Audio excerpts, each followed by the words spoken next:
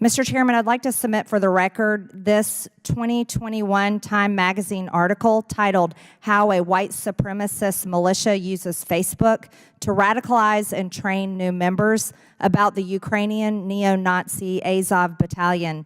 Without objections ordered. Thank you. Time also put together a piece only 3 years ago, and it's quite an extensive video that gives full information about the Nazis in Ukraine and their recruitment efforts that go all around the world.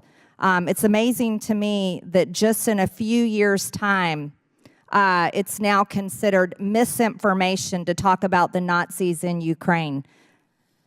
I'd like to quote the article.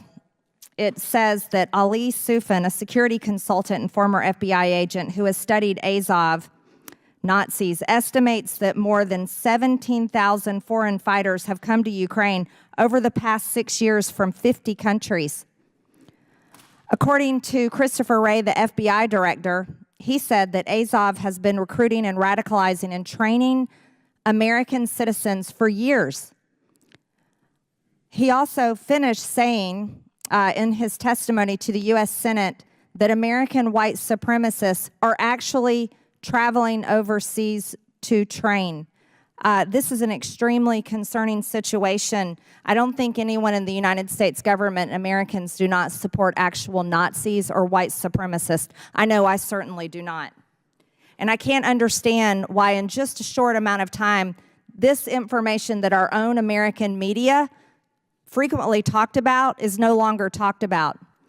I'd like to point out also, here's an NBC article stating that Ukraine's Nazi problem is real. Mr. Snyder, do you see this headline? This is NBC News. They say that Ukraine's Nazi problem is real, even if Putin's denazification claim is not. So even our own American media, unless you consider NBC or Time Magazine misinformation spreaders or disinformation media outlets, this is contrary to what you testified. And there's frequent pictures all over, anybody can find them, of Nazis. Here they are. This looks like something you'd see out of Hitler's Germany from Ukraine.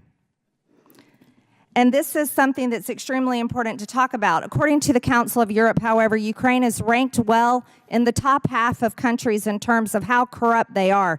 In the last 5 years, Ukraine is ranked close to the countries like Gambia, Iran, Myanmar, and Sierra Leone in corruption. That's not very free and democratic company to keep. Ukraine has canceled their elections, arrested members of the press, not allowed different types of religion unless it goes along with the Ukrainian government. And right now, the biggest push in Washington, D.C. is to fund the Ukraine war with another $60 billion.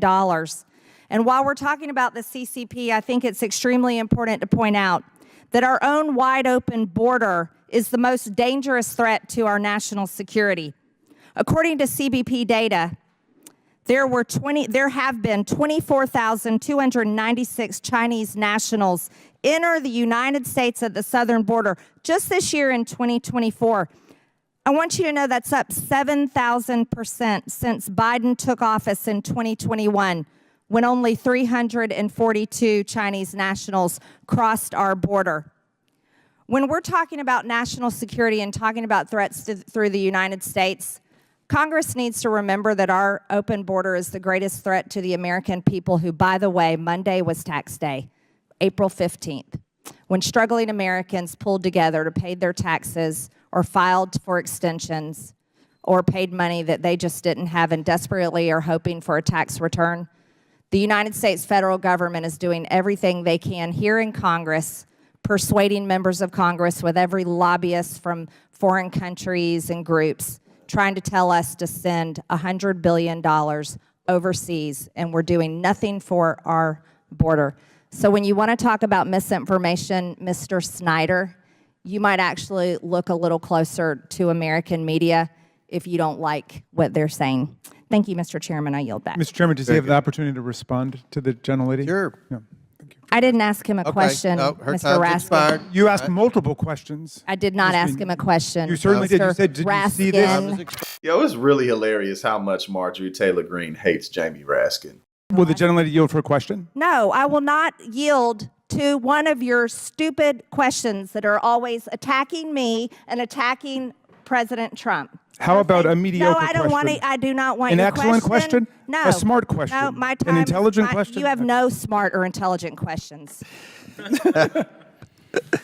One of the ways that we lose to authoritarian states is if they can get their claws into our leaders, either through money or compromise or psychological manipulation. I just want to show you what happens when our leaders cave in to China and to Russia. So here are some of the tweets that were sent out by the last president about President Xi in China. Smart, brilliant, everything perfect. We love each other. Friend of mine, a very, very good man. There's nobody like that. The look, the brain, the whole thing.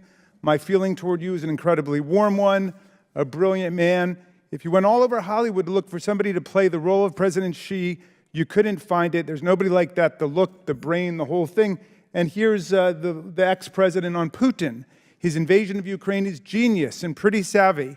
Putin was smart. The man has very strong control over a country, a tough cookie with great charm. So we need some democratic self-respect in order to combat the propaganda. And I am also happy that we saw today a few members actually demonstrate what propaganda running through American politicians looks like. Thank you for calling this very significant and important hearing, Mr. Chairman, and I yield back to you.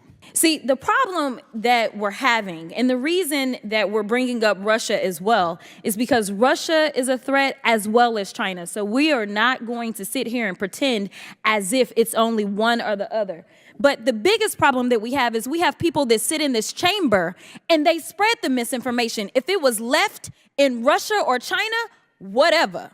But the problem is that you have people that sit in positions of power and they have a $2 million budget. You think that they would call on some staff to find out if they were telling the truth about the things that they're putting on social media, but instead it works for their rhetoric. You know, for Republicans to pretend like they're concerned about misinformation peddling is absolutely hilarious, because you have to get out a magnifying glass and try really hard to look for when they tell the truth, especially in the MAGA age. You know, the whole 2020, I actually won the election. We got, I mean, how many campaigns has that spawned? Like Carrie Lake. She ended up coming out of being a news anchor. She ran for governor, didn't win that. Then she was like, oh, election fraud. Now she's running for Senate.